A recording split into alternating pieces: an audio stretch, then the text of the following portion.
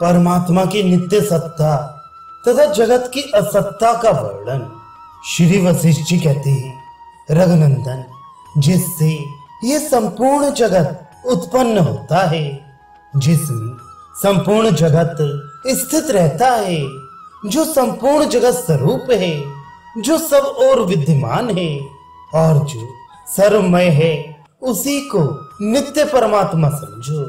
वह परमात्मा अश्रद्धालु के लिए दूर होता हुआ भी श्रद्धालु के लिए समीप ही है।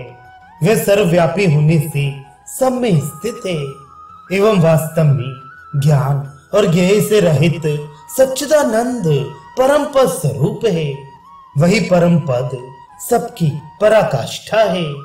वही संपूर्ण दृष्टियों में सर्वोत्तम दृष्टि है।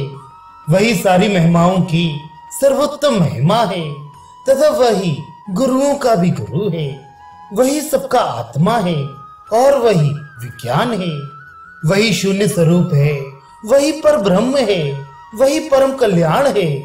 वही शांत और मंगलमय शिव है।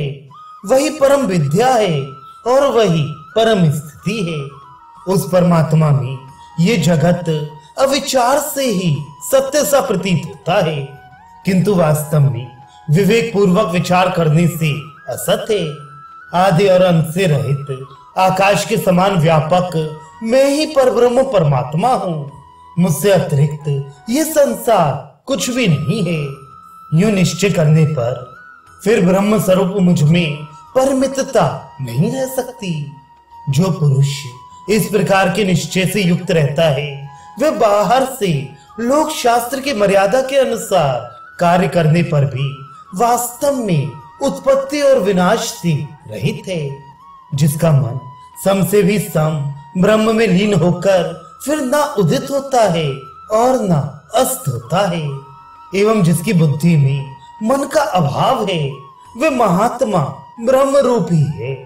एकमात्र ब्रह्म भावना से अद्वितीय परम पद पर आरोहण हुआ वे महात्मा व्यवहार करता हुआ भी क्षोभ को प्राप्त नहीं होता। व्यवहार करते हुए भी जिस पुरुष के हृदय में मान अपमान से जनित सुख दुख आदि विकार तनिक भी नहीं होती, वह पुरुष मुक्ति का अधिकारी है।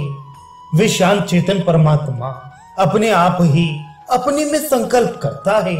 उसका संकल्प ही संसार है और उसके संकल्प का अभाव ही परम पद है।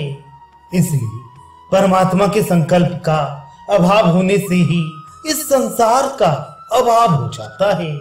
अतः मुनि लोग परमात्मा के संकल्प को ही प्रमाता, प्रमाण एवं प्रमेय आदि रूप संसार चक्र की परंपरा कहते हैं। जैसे स्वर्ण में कड़ा कुंडल आदि स्वर्ण से पृथक नहीं है, वैसे ही परमात्मा का संकल्प ये संसार भी परमात्मा से पृथक नहीं है। परमात्मा के यथार्थ ज्ञान से ही भोग वासना क्षीण हो जाती है और भोग वासना का अभाव ही ज्ञानी का उत्तम लक्षण है। ज्ञान और वैराग्य के कारण तत्वज्ञ पुरुष को संसार के भोग स्वभाव से ही रुचकर नहीं होते। ये संसार सर्वात्म स्वरूप परमात्मा ही है। इस प्रकार का जिसके हृदय में दृढ़ अनुभव है, वही जीवन मुक्त कहा गया है। किंतु ये जीवात्मा जब तक अज्ञान से आवृत रहता है, तब तक दृश्य भोगों में स्थित हुआ संसार का संकल्प करता रहता है। जब अंतःकरण में उत्तम तत्व ज्ञान का उदय हो जाता है, तब संकल्प विकल्प का ये क्रम बुझे हुए दीपक की भांति शांत हो जाता है।